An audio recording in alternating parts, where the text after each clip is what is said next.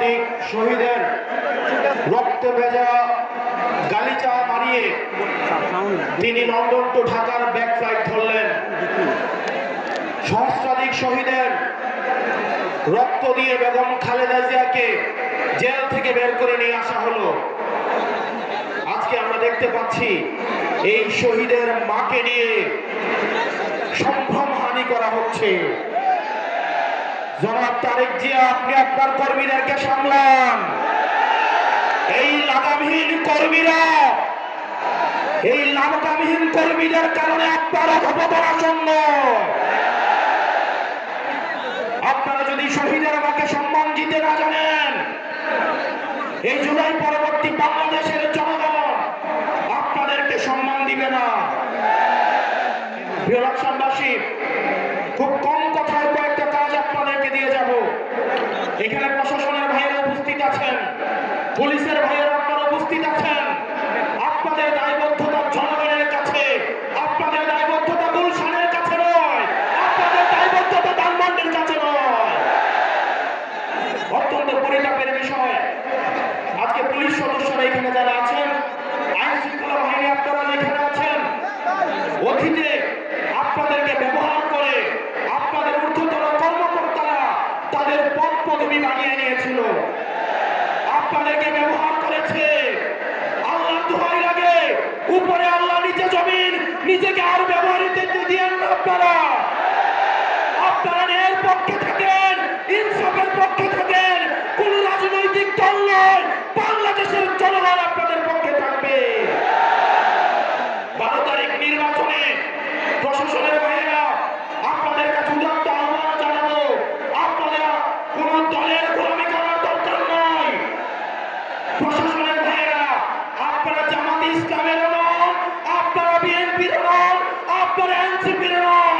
আপনাদের জবাবদিহিতা বাংলাদেশের জনগণের কাছে।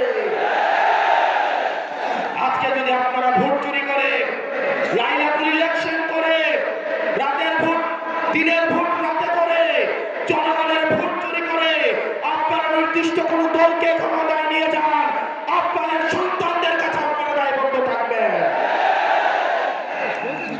প্রিয় মিডিয়ার ভাইয়েরা, অত্যন্ত পরিতাপের বিষয়, এই জুলাইয়ের পরেও এই মিডিয়ার ভাইয়েরা দালালি বন্ধ করে না।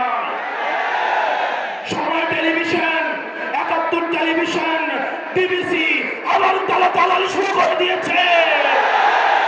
আল্লাহ সাক্ষী, আমি সাক্ষী, আমি দেখেছি এজেন্সিতে রিপোর্ট লিখে দেয় বিবিসি, 71 সময় টিভি, সেই রিপোর্ট তারা পাবলিশ করে। এই বিবিসি 71 এবং সময় টেলিভিশন হাত বদল হয়েছে, কিন্তু চরিত্রের বদল হয় না। আপনাদেরকে আবার জনগণের কাজ করাই দরকার হবে ইনশাআল্লাহ। এই মিডিয়া শুধু প্রশ্ন, দুনিয়ার যত প্রশ্ন, দুনিয়ার যত সমস্যা, আমাদের ইনকাম কি, আমাদের চলাফেরা কোন জায়গা থেকে আসে, আমাদের সার কোন জায়গা থেকে কিনি, রাজনৈতিক কর্মসূচি কিভাবে হয়, দুনিয়ার সকল প্রশ্ন আমাদের জন্য। অন্যদিকে সকল প্রশংসা এবং সকল মুগ্ধতা একটা রাজনৈতিক দলের জন্য। এর পরবর্তী বিপ্লব হবে এই মিডিয়া এবং প্রশাসনের বিরুদ্ধে বিপ্লব। বক্তব্য দীর্ঘায়িত করছি না। মিডিয়া এবং প্রশাসন বাংলাদেশকে সুখী সমৃদ্ধ এবং উন্নতি করতে হলে আপনাদের প্রয়োজন রয়েছে। আমরা আপনাদের শত্রু না, আমরা চাই আপনাদের দায়বদ্ধতা, আপনাদের জবাবদিহিতা হচ্ছে জনগণের মুখী। আপনারা কোন দলমুখী না হয়ে আপনারা জনগণমুখী হন, জনগণ আপনাদের নিরাপত্তা দিবে ইনশাআল্লাহ। ইনকিলাব, ইনকিলাব, ইনকিলাব, ইনকিলাব, অপ্রশ্ন সংগ্রাম, দালালিরা রাজপথ, দালালিরা রাজপথ। সর্বশেষ যিনি স্বপ্ন দেখছেন একজন প্রধানমন্ত্রী হবেন, উনি যখন একজন তৃতীয় শ্রেণীর আলাপ আলোচনা মঞ্চে উঠে দাঁড়ায় করেন, সেগুলো আমাদেরকে তাড়িত করে।